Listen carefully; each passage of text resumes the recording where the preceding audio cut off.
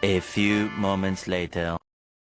Demak atau Kesultanan Demak merupakan kerajaan Islam pertama di Jawa.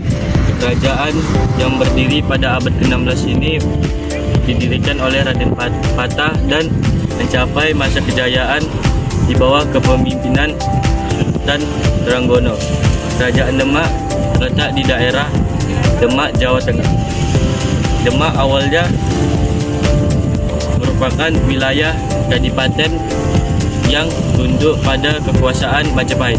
Kerajaan Demak menjadi pusat penyebaran agama Islam di bawah kepemimpinan Raden Patah dengan adanya peran Satral Wali Songo. Periode kepemimpinan Raden Patah adalah fase awal berkembangnya ajaran Islam di Jawa. Kejayaannya, Kerajaan Demak menguasai pelabuhan Surabaya, Madura, Tuban, Semarang, dan Sunda Kelapa.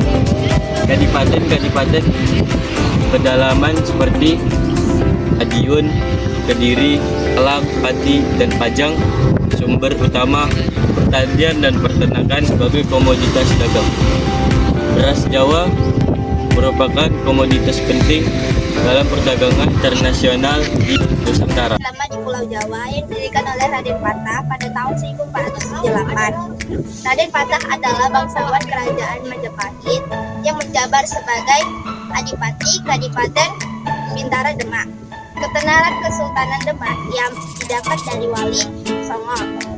9 para ulama besar pendakwah Islam paling awal di Pulau Jawa. Karena bantuan dari daerah-daerah lain,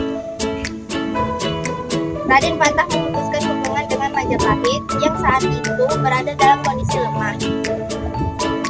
Keputusan tersebut semakin memperkuat bahwa Demak berdiri secara sendiri dan Raden Patah mengambil gelar sebagai Sultan Shah Alam Akbar. Yang pertama ada Raden Patah. Raden Patah adalah pendiri dan juga raja pertama dari kerajaan Demak. Dia berkuasa pada tahun 1475 hingga 1518. Dia mendirikan kerajaan Demak setelah menjatuhkan kerajaan Majapahit dan menjadikan Islam sebagai agama negara. Selama masa kepemimpinannya, dia mendirikan Masjid Agung Demak yang menjadi pusat penyebaran agama Islam di Jawa. Lalu ia juga terkenal atas kepemimpinannya yang sangat bijaksana dan stabil dalam menyebarkan agama Islam di wilayahnya. Yang kedua ada Pati Unus. Pati Unus adalah anak dari Raden Patah. Dia berkuasa pada tahun 1518 hingga 1521. Pati Unus juga dikenal sebagai Sabranglor karena keberhasilannya dalam memimpin pasukan ekspedisi melawan Portugis di Malaka. Yang ketiga yaitu Sultan Trenggono yang berkuasa pada tahun 1521 hingga 1546. Sultan Trenggono berhasil membawa Kesultanan Demak mencapai periode kejayaan. Wilayah Kesultanan Demak meluas ke berbagai wilayah hingga ke Jawa bagian timur dan barat. Pada tahun 1027, pasukan gabungan dari Demak dan Cirebon yang dipimpin oleh Fatahillah atas perintah dari Trenggono berhasil melawan pasukan Portugis di Sunda Kelapa. Nama Sunda Kelapa pun diubah menjadi Jayakarta atau kemenangan yang sempurna. Lalu diubah lagi menjadi Batavia, lalu yang akhirnya seperti yang kita kenal sekarang yaitu Jakarta. Saat menyerang pasukan Situbondo yang saat itu dikuasai kerajaan Banyuwangi pada tahun 1045, menyebabkan insiden yang membuat Trenggono terbunuh. Yang keempat ada Sunan Prawata yang berkuasa pada tahun 1546 hingga 1549. Yang keempat ada Sunan Prawata yang berkuasa pada tahun 1546 hingga 1549. Sunan Prawata merupakan putra dari Trenggono. Yang kelima atau yang terakhir ada Arya Penangsang. Ia berkuasa pada tahun 1549 hingga 1554. Arya Penangsang menduduki tahta Demak setelah membunuh Sunan Prawata. Ia juga menyingkirkan Hadiri atau penguasa Japara yang dianggapnya berbahaya bagi kekuasaannya. Hal itu membuat tersinggungnya Adipati Demak dan juga Hadiwijaya dari Pajang.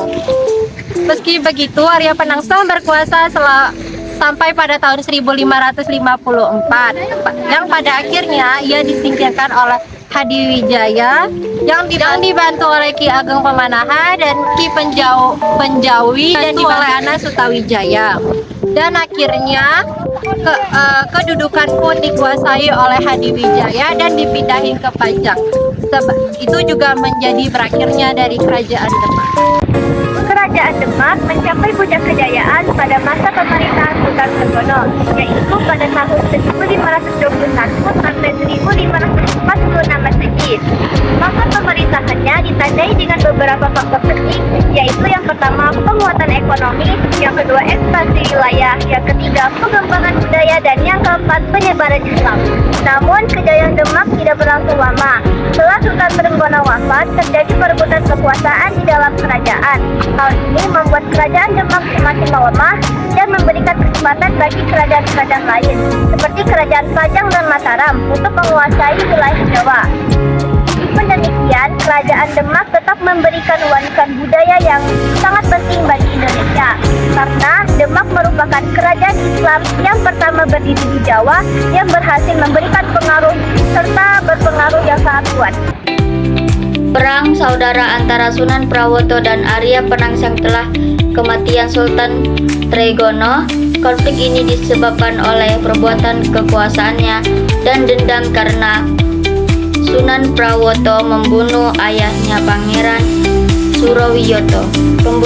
Pemberontakan Adipati Hadiwijaya, penguasa Pajang pada tahun 1556. Pemberontakan ini disebabkan oleh pembunuhan Prawoto dan Pangeran Kaliyamat oleh Arya Penangsang. Pemberontakan ini membuat Kerajaan Demak menjadi wilayah kekuasaan Kesultanan Pajang. Faktor-faktor lain yang disebabkan runtuhnya Kerajaan Demak adalah perdebatan sengketan di dalamnya, keluarga Raden Patah, pemerintah kerajaan dan yang gagal. Dan video pembelajaran dari kami dari kelompok 3 izin pamit. Kami tutup dengan wabillahi taufiq wal hidayah. Wassalamualaikum warahmatullahi wabarakatuh.